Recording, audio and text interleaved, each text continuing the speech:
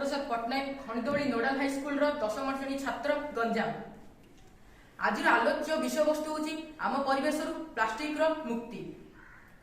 Plastic आम सहित एभली भाव जड़ित हो जाइछि जे आम प्लास्टिक बिना कोनोसी काम करबा असंभव होई पड़िछि, किंतु सही प्लास्टिक ही पृथ्वी रो वर्तमान एक प्रदूषणकारी पदार्थ भाव मुख्य उपादान साजी सारिछि।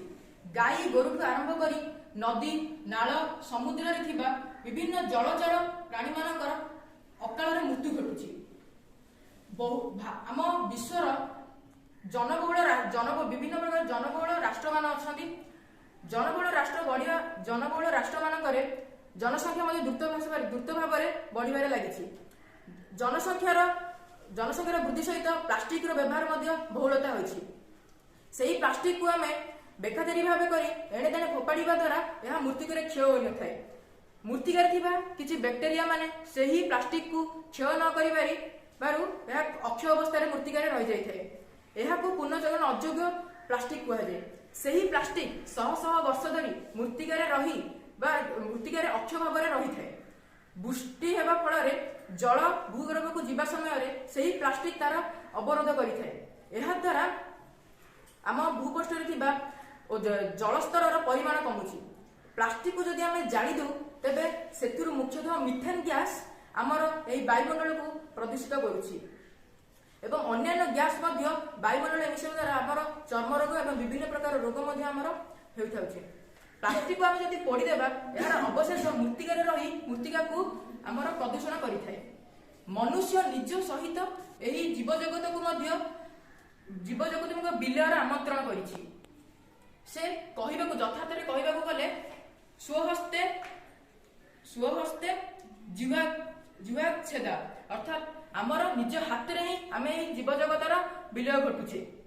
जदि आमे दिन को जणे मात्र व्यक्ति गोटे प्लास्टिक पुनर्चक्रण में संचेत करे तेबे एक वर्ष मध्य 1 लाख टन रु अधिक प्लास्टिक आमे पुनर्चक्रण में संचय करि परिबा।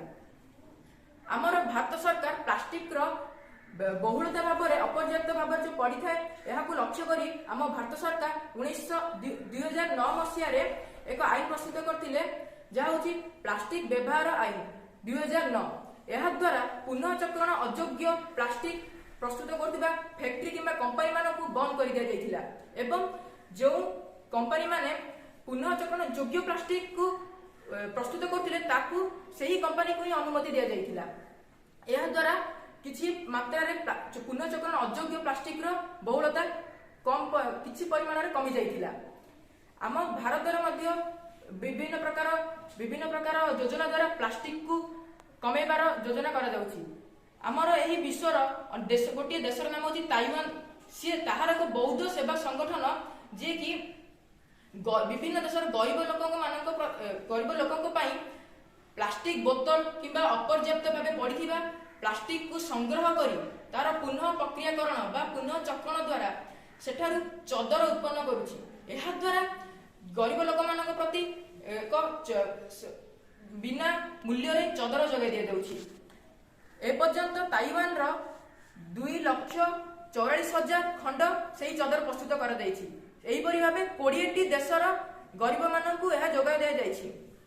आमर भारत रे आम निज देश रे ही मध्य प्रदेश रो एक सीमेंट कारखाना जार कंचामाल एक होची प्लास्टिक बा आवर्जना पड़थिबा प्लास्टिक। एहा द्वारा प्लास्टिक रो परिमाण कमै परिबा। आमे प्लास्टिक रो उद्भावक थिले प्रथमे 1855 मसिया रे इंग्लैंड रो वैज्ञानिक अलेक्जेंडर पार्क्स। से जो समय उद्भावन करथिले से भाबी नथिले जे बहुल मात्रा रे प्लास्टिक रो उत्पादन हबो। सेही परि भाबे आमे मुख्यतः सीमेंट कारखाना रे जदि अपर्याप्त भाव में पड़े प्लास्टिक को नियोजित करबा तेबे आम परिवेश प्लास्टिक रो किछि मात्रा रे कमी जाई पारे। एहा द्वारा आम परिवेश मध्य प्रदूषण रो मुक्ति पाइबो। एहा द्वारा आम परिवेश सुस्थ रहिबो। एति को वक्तव्य शेष करछि।